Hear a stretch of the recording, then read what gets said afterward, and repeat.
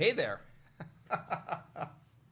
Oh my, Facebook. Facebook and Zoom and stuff. Here we are.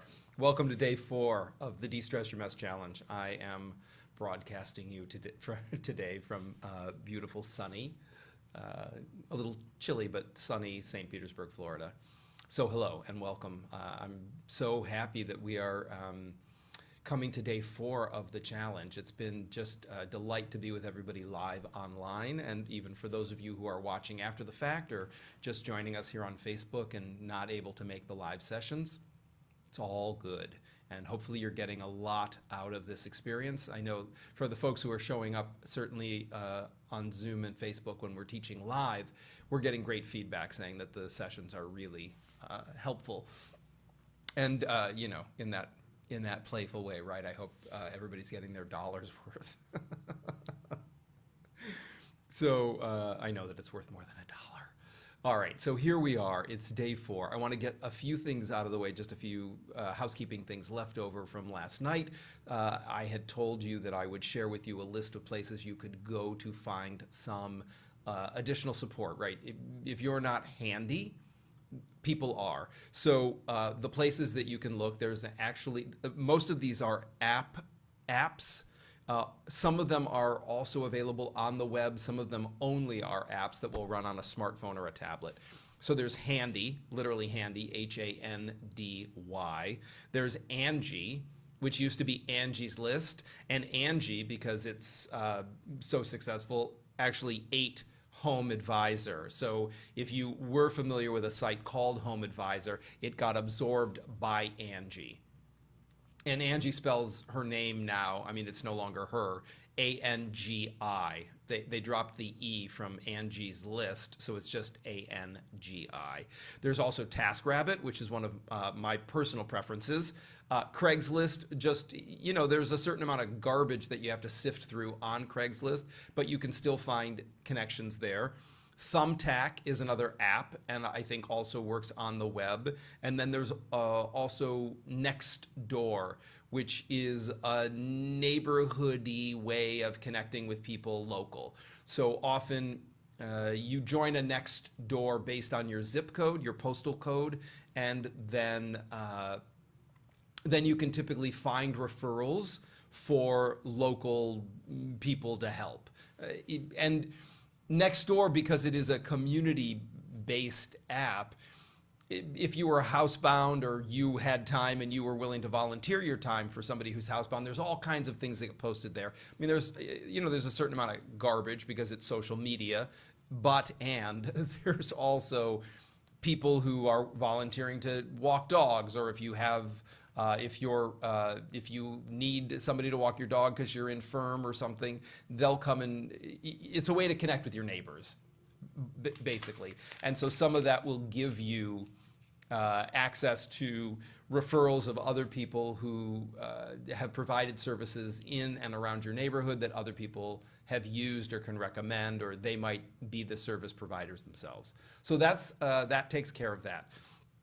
I did manage to find photos to my apartment on East 80th Street, so I'll be sharing those tonight during that's a sneak preview. I'll be sharing those tonight during the presentation. And I think that takes care of outstanding things. So now let's talk about tonight's session. And it's sentimental objects, heirlooms. And in many ways, around this topic in particular, story and your mindset is super influential on how easy it's going to be.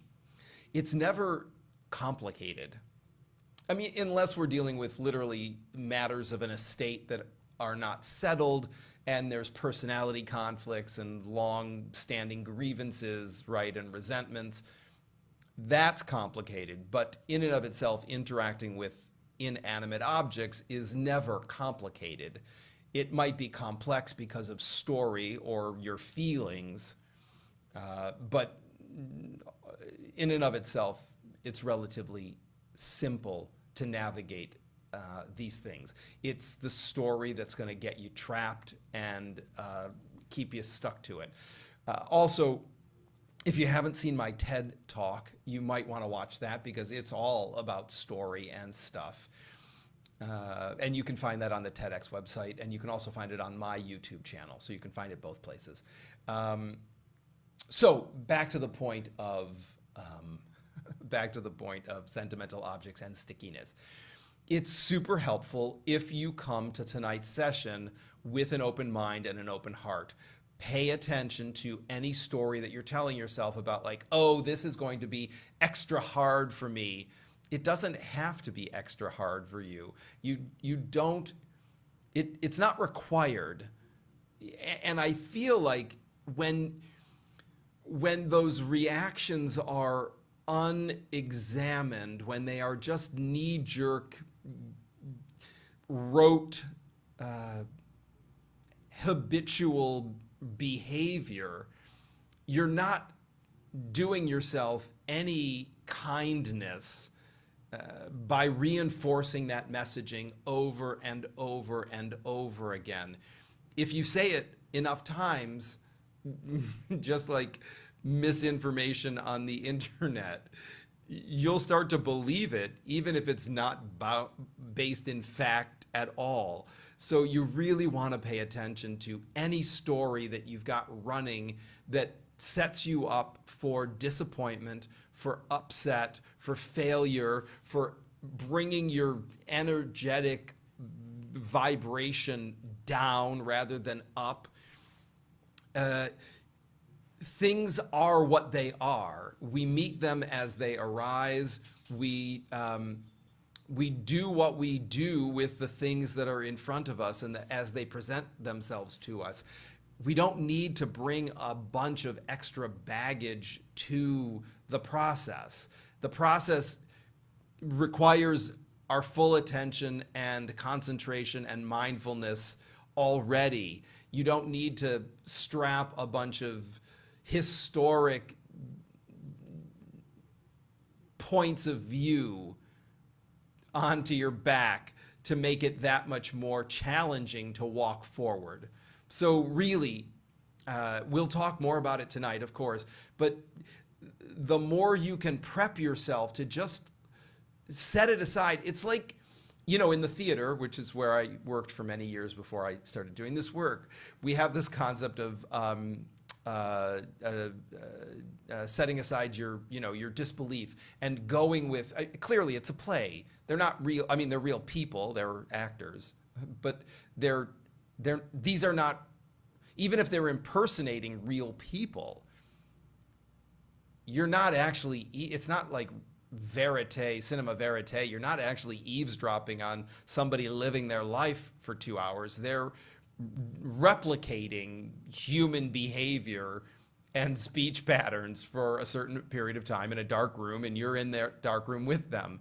So setting aside your disbelief or your preconceived notions and just showing up and meeting the stuff, the sentimental objects, the heirlooms, these things that have historically been sticky, if you can just meet them as they are, I promise you, it will be so much easier and gentler for you to interact with them than if you come loaded with all of these expectations and all of this story about what it's been like in the past for you. You don't need it. I promise you, you don't need it. You might think you want it. You might think it's necessary.